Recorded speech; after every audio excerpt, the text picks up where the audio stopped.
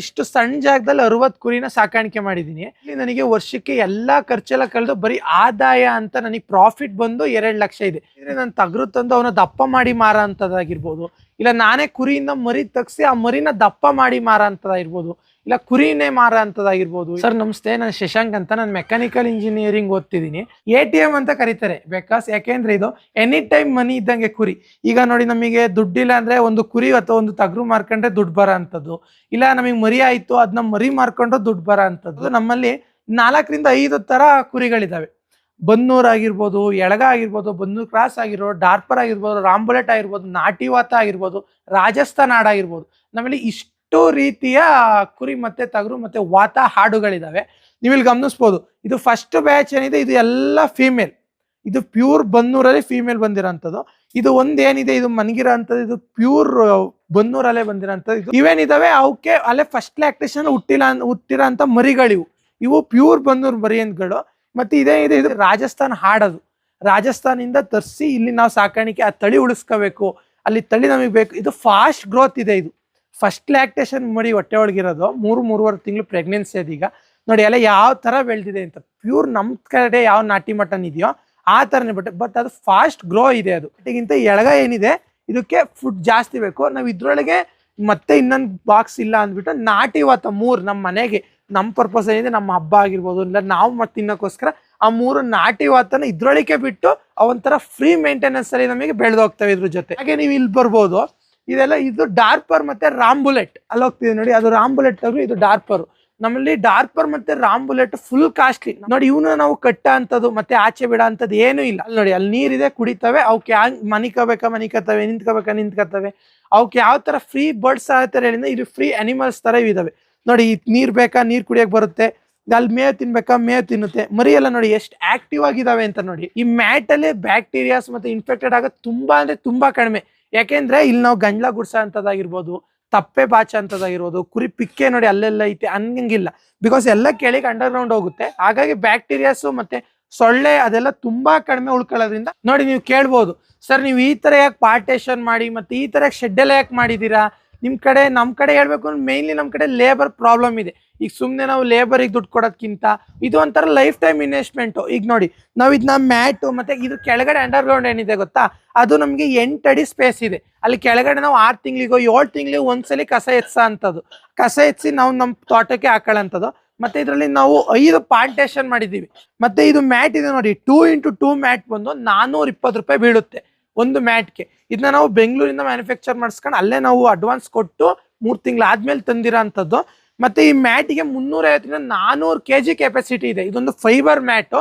ಮತ್ತೆ ಈ ಟಬ್ ಏನ್ ನೋಡ್ತಿದ್ದೀರಾ ಗೊತ್ತಾ, ಈ ಟಬ್ಬು ಕುರಿಗಳು ಸುಮ್ಮನಿರೋ ಟಗರುಗಳು ಈ ತರ ಗುದ್ದ ಅಂತದ್ದು, ಈ ತರ ಮಾಡೋ ಅಂಥದ್ದು, ಹಿಂಗೆ ಅನ್ನ ಅಂತದ್ದು ಇದನ್ನ ನೀವು ನೋಡ್ಬೋದು. ಈಗ ನೀವೇನಾದ್ರು ಗಲೀಜಾಗಿತ್ತು ಅಂದ್ರೂ ಕೂಡ ಈ ತರ ನೀವು ಈಸಿಯಾಗಿ ತೆಗೆದು ಈ ತರ ನಾವು ಕ್ಲೀನ್ ಮಾಡ್ಕೊಂಡು ಪುನಃ ಮತ್ತೆ ಅದನ್ನ ಹಾಕೋಂಥದ್ದು.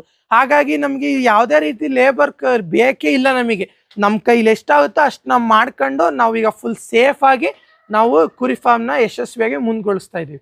ನಾವು ಈ ಕುರಿಗಳನ್ನ ಬ್ಯಾಚ್ ವೈಸ್ನ ಎಲ್ಲಿಂದ ತರ್ತೀವಿ ಅಂದ್ರೆ, ಈ ಮಂಡ್ಯ, ಮೈಸೂರು, ಹಾಸನ ಸುತ್ತಮುತ್ತ ಎಲ್ಲೇ ಕುರಿ ಫಾರ್ಮ್ ಈ ಕುರಿ ಕೊಡ್ತೀವಿ ಅಂದ್ರೆ, ಮರಿ ಇದಾವೆ ಕೊಡ್ತೀವಿ ಬನ್ನಿ ಅಂದ್ರೆ ಆ ಕಡೆ ಎಲ್ಲ ಹೋಗಿ ನಾವು ಒಂದು 10 ಮರಿನ 60 ರಿಂದ 65 ಸಾವಿರ ರೇಂಜಲ್ಲಿ 3-3.5 ತಿಂಗಳು ಮರಿನ ತರ್ತೀವಿ.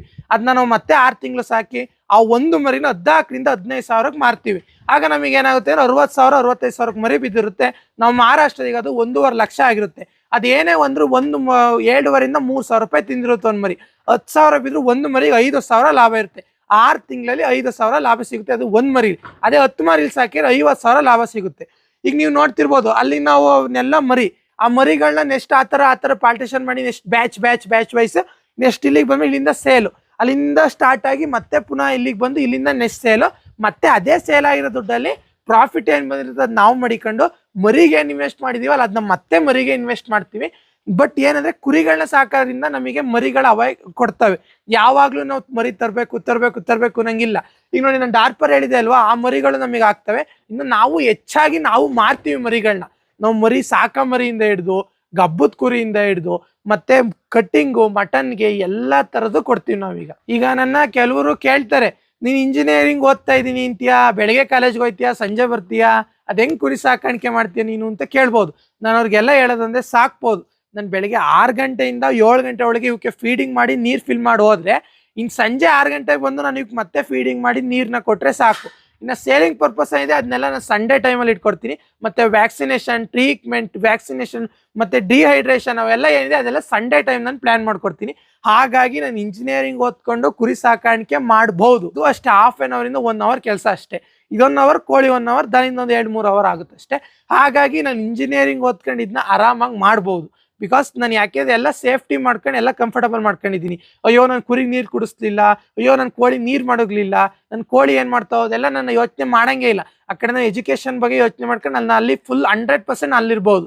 ನಾನು ಇಲ್ಲಿ ಕೊಟ್ಕೆಲಿದಾಗ 100% ಇಲ್ಲಿರ್ಬೋದು, ಮತ್ತು ಎಜುಕೇಷನ್ ಫೀಲ್ಡ್ಗೆ ಹೋದಾಗ ಅಲ್ಲಿ 100% ಇರ್ಬೋದು.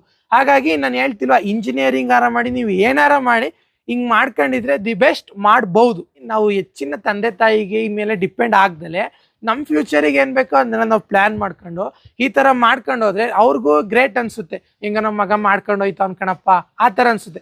ನಾವು ಹೆಚ್ಚು ಅವ್ರ ಮೇಲೆ ಡಿಪೆಂಡ್ ಆಗಂಗಿಲ್ಲ. ನೋಡಿ, ನೀವೀಗ ಕೇಳ್ಬೋದು, ಇವನಿಷ್ಟೆಲ್ಲ ಮಾಡೋನೆ, ಸ್ಟಾರ್ಟಿಂಗ್ ಬಂಡವಾಳ ಎಲ್ಲಿಂದ ತಂದ? ಅದರಲ್ಲೇನು ತಪ್ಪಿಲ್ಲ. ಸ್ಟಾರ್ಟಿಂಗ್ ಬಂಡವಾಳ ನಿಮ್ಮ ತಂದೆ ತಾಯಿನೇ ಹೂಡಬೇಕು. ಬಿಕಾಸ್ ಯಾಕೆಂದರೆ ಅವ್ರು ಆಗ್ಲಿಂದ ಮಾಡಿ ಅವ್ರಿಗೆ ಹೇಳ್ಬೇಕು, ನಂಗೆ ಇಷ್ಟು ಬಂಡವಾಳ ಬೇಕು, ನಾನು ಈ ಥರ ಮಾಡ್ತಿದ್ದೀನಿ, ನಂಗೆ ಇಷ್ಟು ಬಂಡವಾಳ ಬೇಕಂದ್ರೆ ಯಾವ ತಂದೆ ತಾಯಿ ಬೇಕಾದ್ರೂ ಆ ಮಗಂಗೆ ಅಲ್ವಾ ಅಂದ್ಬಿಟ್ಟು ಕೊಡ್ತಾರೆ. ಅವ್ರ ಹತ್ರ ನಾವು ಹೂಡಿಕೆ ಮಾಡಿಸ್ಕೊಂಡು ಯಾವ ರೀತಿ ಆದಾಯ ತೆಗಿಯೋದ್ರ ಕಡೆ ನೀವು ಯೋಚನೆ ಮಾಡಬೇಕು. ಈಗ ನೀವು ಕೇಳ್ಬೋದು, ನೀವು ಎಳಗ ಫಾಸ್ಟ್ ಗ್ರೋತ್ ಅಂತಿರಲ್ಲ ಬನ್ನೂರ್ಗಿಂತ ಎಳಗನೇ ಮಾಡ್ಬೋದಲ್ಲ ಅಂತ ಅನ್ಬೋದು. ಬಟ್ ಎಳಗ ಏನಿದೆ, ನಮ್ಮ ಮುಸಲ್ಮಾನ್ ಬಾಂಧವರು ಏನು ಮಾಡ್ತಾರೆ, ಅವರು ಬಕ್ರೀದ್ ಟೈಮೆಲ್ಲ ವೈಟ್ ಇರೋ ಅಂಥದ್ದು ಅಂದರೆ ಬನ್ನೂರನ್ನ ಜಾಸ್ತಿ ಲೈಕ್ ಮಾಡೋ ಅಂಥದ್ದು. ಈಗ ಎಳಗ 15,000 ಹೇಳಿದ್ರು, ಇದು 17,000 ಹೇಳಿದ್ರು ತಗೊಳ್ಳೋ ಅಂಥದ್ದು. ಅವ್ರು ಬನ್ನೂರ ಮುಸ್ಲಿಮ್ರು ಈಗ ಬಕ್ರೀದ್ ಹಬ್ಬಗಳ ನಮಗೆ ಹೆಚ್ಚು ಸೇಲ್, ನೀವು ಎಷ್ಟೇ ಮರಿದ್ರು ಬಕ್ರೀದ್ ಟೈಮಲ್ಲಿ ಮಾತ್ರ ಸೇಲ್ಸ್ ಆಗ್ತವೆ. ಹಾಗೆ ನಮಗೆ ಇದು ಟೇಸ್ಟ್ ಇದೆಯಲ್ಲ ನಂಬರ್ 1. ಇದನ್ನ ಬೆಂಗಳೂರು ಕಡೆ ಎಲ್ಲ 800-900 ರೂಪಾಯಿ ಗಂಟ ಮಾರ್ತಾರೆ.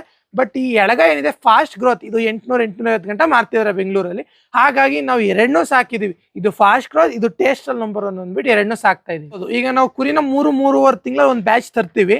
ಅದನ್ನ ಈಗ ಸೆಕೆಗಾಲ ಬರ್ತು ಅಂದರೆ, ಸಮ್ಮರ್ ಬರ್ತಂದ್ರೆ ಒಂದು 6 ತಿಂಗಳು ಮರಿ ಬಂದೈತಂದ್ರೆ ಆಗ ಅವಕ್ಕೆ ಹೇರ್ ಕಟ್ ಮಾಡಿಸೋ ಅಂಥದ್ದು. ಯಾಕೆಂದ್ರೆ ಅವಕ್ಕೆ ಫುಲ್ ಇರಿಟೇಟ್ ಆಗುತ್ತೆ. ಈಗ ನೋಡಿ, ಇವಕ್ಕೆಲ್ಲ ನಾನು ಕೂದಲು ಕಟ್ ಮಾಡಿಸಿ ಅಲ್ಲೇ ಒಂದು ತಿಂಗಳಾಗಿ ಮತ್ತೆ ಕೂದಲು ಬೆಳೆದಿರೋ ಅಂಥದ್ದು. ಇನ್ನು ನೆಕ್ಸ್ಟ್ ನಾನು ಕಟಿಂಗ್ ಕೊಡೋಕೆ ಹೋಗ್ತೀನಿ, ಮತ್ತೆ ಏನು ಕೂದಲು ಕಟಿಂಗ್ ಅವಶ್ಯಕತೆ ಬರಲ್ಲ ಇವಕ್ಕೆ. ಹಾಗಾಗಿ ನಾವು ಒಂದ್ಸಲಿ ಕೂದಲು ಕಟ್ ಮಾಡಿಸೋಂಥದ್ದು, ಮತ್ತು 3 ತಿಂಗಳಿಗೆ 6 ತಿಂಗಳಿಗೆ ಒಂದ್ಸಲಿ ವ್ಯಾಕ್ಸಿನೇಷನ್ ಹಾಕೊಳ್ಳೋಂಥದ್ದು, ಮತ್ತು ಇದಕ್ಕೆ ಫ್ಯಾಲ್ಮೆಂಡಸಲ್ ಜಂತುಳುದು, ಡಿಹೈಡ್ರೇಷನ್ ಹಾಕೊಳ್ಳೋಂಥದ್ದು, ಇದೆಲ್ಲ ಪ್ಲ್ಯಾನ್ ಮಾಡ್ಕೊಂಡು ಕುರಿಗಳನ್ನ ಸಾಕೋಂಥದ್ದು. ಹಾಗೆ ನಾವು ಬಂದು ಹಂಗೆ ಮೇವು ಹಾಕ್ದಾಗ ಯಾವ ಮರಿ ಇನ್ಆ್ಯಕ್ಟಿವ್ ಇದಾವೆ ನೋಡಬೇಕು. ಆ್ಯಕ್ಟಿವ್ ಮರಿಗಳನ್ನ ನೋಡ್ದೆ ಹೋದ್ರು ಯಾವ ಮರಿ ಇನ್ಆ್ಯಕ್ಟಿವ್ ಆಗಿದೆ, ಅದಕ್ಕೇನಾಗಿದೆ, ಏನು ಕೊರತೆ ಆಗಿದೆ, ವಿಟಮಿನ್ಸ್ ಕೊರತೆ ಆಗಿದೆಯಾ, ಇಲ್ಲ ಹೈ ಫೀವರ್ ಆಗಿದೆಯಾ, ಲೋ ಫೀವರ್ ಆಗಿದೆ, ಅದು ಏನಾಗಿದೆ ಅಂತ ಅದನ್ನ ಗಮನಿಸ್ಕೊಂಡು ಅದೊಂದು ಮರಿನ ನಾವು ಟ್ರೀಟ್ಮೆಂಟ್ಗೆ ಬೆಳೆಸ್ಕೋಬೇಕು. ಅದನ್ನ ಟ್ರೀಟ್ಮೆಂಟ್ ಮಾಡಿ ಪುನಃ ಹುಷಾರಾದ್ಮೇಲೆ ಅದೇ ಬ್ಯಾಚಳಿಗೆ ಆ ಮರಿನ ಬಿಡಬೇಕು. ನಾವು ಇದಕ್ಕೆ ಡೈಲಿ ಮಾರ್ನಿಂಗು ಫೀಡ್ ಮಾಡ್ತೀವಿ.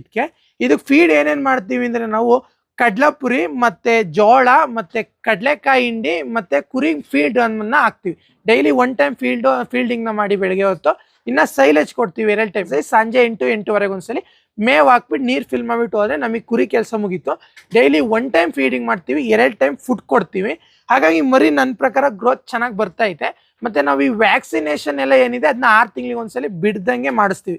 ಬಿಕಾಸ್ ನಾವೀಗ ಒಂದು ಬ್ಯಾಚ್ ಮರಿ 10 ಮರಿ ಸಾಕ್ತಿದ್ದೀವಿ ಅಂದರೆ ಅದರ 1 ಮರಿ ಹೋಯ್ತು ಅಂದ್ರೆ ಆ ಬ್ಯಾಚಲ್ಲಿ ನಾವು ದುಡ್ಡು ತೆಗಿಯೋಕ್ಕಾಗಲ್ಲ. ಬಿಕಾಸ್ ನಾವು ತರಬೇಕಾದ್ರೆ 6,000-60,000 ಕೊಟ್ಟು ತಂದಿರ್ತೀವಲ್ಲ. ಹಾಗಾಗಿ ನಾವು ಮರಿ ಹೆಚ್ಚು ಜಾಗ್ರತೆಯಾಗಿ ನೋಡ್ಕೋಬೇಕು. ಈಗ ನನ್ನ ಅನುಭವದಲ್ಲಿ ನಾನು ಹೇಳ್ಬೇಕು ಅಂದರೆ, ನಾನು ಒಂದೇ ಸರಿ 100 ಮಾಡ್ತೀನಿ, 200 ಮಾಡ್ತೀನಿ, 300 ಮಾಡ್ತೀನಿ ಅಲ್ಲ. ನೀವು 20 ಮಾಡಿ, 30 ಮಾಡಿ ಸಾಕು. ಅನುಭವ ತಗೊಳ್ಳಿ. 1 ಮರಿ ಹೋಗುತ್ತಾ, ಅನುಭವ ತಗೊಳ್ಳಿ. ಅದಾದ್ಮೇಲೆ ನೀವು ಹಂಗೆ ಕಂಟಿನ್ಯೂ ಮಾಡ್ಕೊಂಡು ಆಮೇಲೆ 100 ಇಲ್ಲ 1000 ಮಾಡಿ. ಅಷ್ಟೊಂದು ನಿಮಗೆ ಅನುಭವ ಬಂದಿರುತ್ತೆ, ಯಾವ ರೀತಿ ವ್ಯಾಕ್ಸಿನೇಷನ್ ಮಾಡ್ಬೇಕಂತ ಗೊರುತ್ತೆ. ಅಷ್ಟೊತ್ತಿಗೆ ನೀವು ಅಲ್ಲೇ ಆಲ್ಮೋಸ್ಟ್ ನೀವು ಡಾಕ್ಟರೇ ಆಗಿರ್ತೀರ, ವೆಟರ್ನರಿ ಡಾಕ್ಟರೇ ಆಗಿರ್ತೀರ. ಹಾಗಾಗಿ ಫಸ್ಟ್ ನೀವು 20-30 ಮರಿಯಿಂದ ಟ್ರೈನಿಂಗ್ ತಗೊಳ್ಳಿ. ನೀವು ಟ್ರೈನಿಂಗ್ ತಗೊಂಡು ಸಾಕಿ ಆಮೇಲೆ ದೊಡ್ಡ ಪ್ರಮಾಣದಲ್ಲಿ ಮಾಡಿ. ಯಾವುದೇ ಆದರೂ ಅಷ್ಟೇ ನಾವು ಫಸ್ಟ್ ಸಣ್ಣ ಪ್ರಮಾಣದಲ್ಲಿ ಮಾಡಬೇಕು. ಆಮೇಲೆ ಯಶಸ್ವಿ ಆಗ್ತಾ ಅದೇ ದುಡ್ಡಲ್ಲಿ ಅದೇ ಬಂಡವಾಳ ಆಗ್ತಾ ದೊಡ್ಡದಾಗಿ ಮಾಡಾಕ್ಬೇಕು. ಅದಕ್ಕೆ ನನ್ನ ಅಡ್ವೈಸ್ ಏನಂತ ಅಂದರೆ, ಇದನ್ನೂ ಅಷ್ಟೇ ಒಂದು 20-30 ಸಾಕಿ. ಪರವಾಗಿಲ್ಲಪ್ಪ, ನನ್ನ ಕೈಲಿ ಆಗುತ್ತಿದ್ದು, ನಾನು ಸಾಕ್ಬೋದು, ನಾನು ಮಾಡ್ಬೋದು ಅಂತ ಇದ್ರೆ ನೆಕ್ಸ್ಟ್ 40 ಮಾಡಿ, 40-60 ಮಾಡಿ, 60-80 ಮಾಡಿ, 80-100 ಮಾಡ್ಕೊಂಡು ಯಶಸ್ವಿಯಾಗಿ ಅಂತ ಹೇಳಕ್ಕೆ ಇಷ್ಟಪಡ್ತೀನಿ. ಈಗ 2 ವರ್ಷಕ್ಕೆ 3 ಮರಿ ಕೊಡುತ್ತೆ ಒಂದು ಕುರಿ. ಬನ್ನೂರಾಗಿರ್ಬೋದು, ಎಳಗ ಆಗಿರ್ಬೋದು, ಡಾರ್ಪರ್ ಆಗಿರ್ಬೋದು. ಈಗ ನೀವು ಗಮನಿಸ್ಬೋದು, ಅದು ನಮಗೆ 2 ವರ್ಷಕ್ಕೆ ಅಷ್ಟು ಆದಾಯ ಬರುತ್ತೆ ಅಂದರೆ ನೀವು ಗಮನಿಸ್ಬೋದು. ನಮಗೆ ಕುರಿ ಸಾಕೋದು ಬೆಸ್ಟಾ ಇಲ್ಲ ಟಗರು ಬೆಸ್ಟಾ ಸರ್ ಅಂತ ಕೇಳಕ್ಕೆ ಬಂದರೆ, ನೀವು ಮಟನ್ ಪರ್ಪಸ್ ನನಗೆ ಮರಿಗಿರಿ ಏನೂ ಬೇಡ ಸರ್, ನಾನು ಬರೀ ಕುರಿ ಟಗರು ಥರ ಅಂಥದ್ದು ಮತ್ತೆ ಮಟನಿಗೆ ಮಾರ ಅಂತದ್ದು ಆದ್ರೆ ನಾನು ಬ್ಯಾಚ್ ವೈಸ್ ಮಾಡಿ ಮಾರ್ತೀನಿ ಅಂದ್ರೆ ನಿಮಗೆ ಟಗರು ಬೆಸ್ಟ್. ಬಟ್ ಕುರಿ ಅದಕ್ಕಿಂತ ಇನ್ನೂ ಬೆಸ್ಟ್. ಯಾಕೆಂದ್ರೆ ಅದ್ ಕುರಿ ಗ್ರೋತ್ ಆಗ್ತಾನೂ ಇರುತ್ತೆ, ಮತ್ತೆ ಮರಿ 2 ವರ್ಷಕ್ಕೆ ಮೂರ್ ಮರಿ ಕೊಡ್ತಾ ಹೋಗುತ್ತೆ. ನೀವು ಒಂದು ಮರಿ ಕಮ್ಮಿ ಅಂದ್ರೂ 6,000-7,000 ಮಾರಿದ್ರು ಮತ್ತೆ ಅದು 21,000 ಹೋಗುತ್ತೆ ಮರಿ.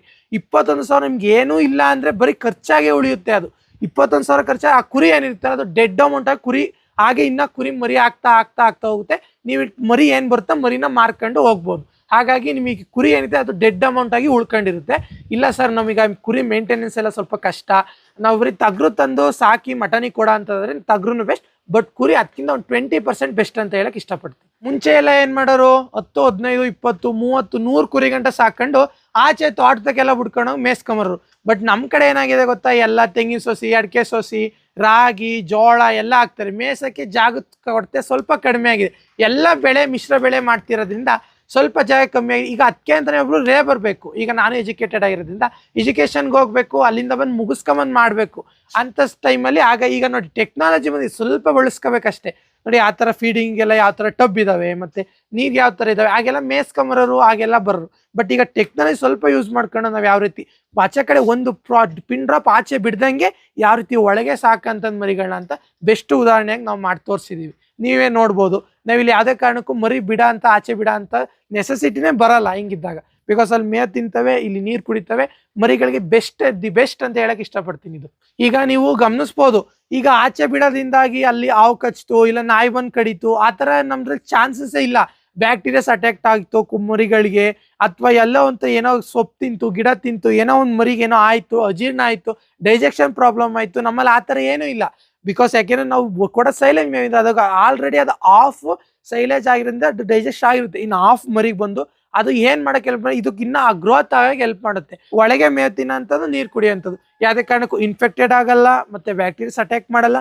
ಮರಿ ಫುಲ್ ಆಕ್ಟಿವ್ ಆಗಿ ಇರ್ತವೆ. ಯಾವುದೇ ತರ ಜಂಪ್ಸ್ ಮತ್ತೆ ಯಾವ್ದು ಕುರಿಗೆ ಅಟ್ಯಾಕ್ ಆಗಕ್ ಚಾನ್ಸಸ್ ಪೂರ್ತಿ ಕಮ್ಮಿ. ಏಕೆಂದ್ರೆ ತೋಟದ ಹತ್ರ ಬಿಟ್ರೆ ಅಲ್ಲೆಲ್ಲ ಅಲ್ಲಿ ಇಲ್ಲಿ ಏನಾರ ಬ್ಯಾಕ್ಟೀರಿಯಾಸ್ ಬರ್ಬೋದು. ಇಲ್ಲ ಈಗ ಒಂದು ಉದಾಹರಣೆ, ಒಂದು ಯಾರ್ದಾರ ಮರಿ ಸತ್ತೋಗಲ್ಲಿ ಎಸ್ತಿರ್ಬೋದು, ಆ ಮರಿಯಿಂದ ನಮ್ಮ ಮರಿಗೆ ಬ್ಯಾಕ್ಟೀರಿಯಾ ತಪ್ಪಿರೆ ಈ ಕಾಯಿಲೆ ಅಂತದ್ದು ಡಿಸೀಸಸ್ ಏನಿದೆ ಅದೆಲ್ಲ ಅಟ್ಯಾಕ್ ಆಗೋ ಅಂಥದ್ದು. ಅದು ಒಂದು ಮರಿಯಿಂದ ಹಂಗಂಗೆ ಸ್ಪ್ರೆಡ್ ಆಗಿ ನಾನು 60 ಮರಿಗೆ ಬರೋ ಅಂಥದ್ದು. ನಾನು ಏನೇ ವ್ಯಾಕ್ಸಿನೇಷನ್ ಮಾಡಿದ್ರು ಅದು ಒಂದ್ಸಲಿ ಡೆಡ್ಲಿ ಆಗಿ ಬಂದರೆ ಅದು ನನಗೂ ಲಾಸ್ ಆಗುತ್ತೆ. ಹಾಗಾಗಿ ನಾನು ಟೆಕ್ನಾಲಜಿನ ಬಳಸಿ ಈಗಿನ ಆಧುನಿಕ ತಂತ್ರಜ್ಞಾನ ಏನಿದೆ ಅದನ್ನೆಲ್ಲ ಬಳಸಿ ನಾನು ಇಲ್ಲೇ ಮೇವು ತಿನ್ನೋ ಅಂಥದ್ದು, ಹಾಗೆ ಇಲ್ಲೇ ನೀರು ಕುಡಿಯೋಂಥದ್ದನ್ನ ಮಾಡಿ ದಿ ಬೆಸ್ಟ್ ಆಗಿ ಕುರಿಗಳನ್ನ ಸಾಕ್ತಿದ್ದೀನಿ.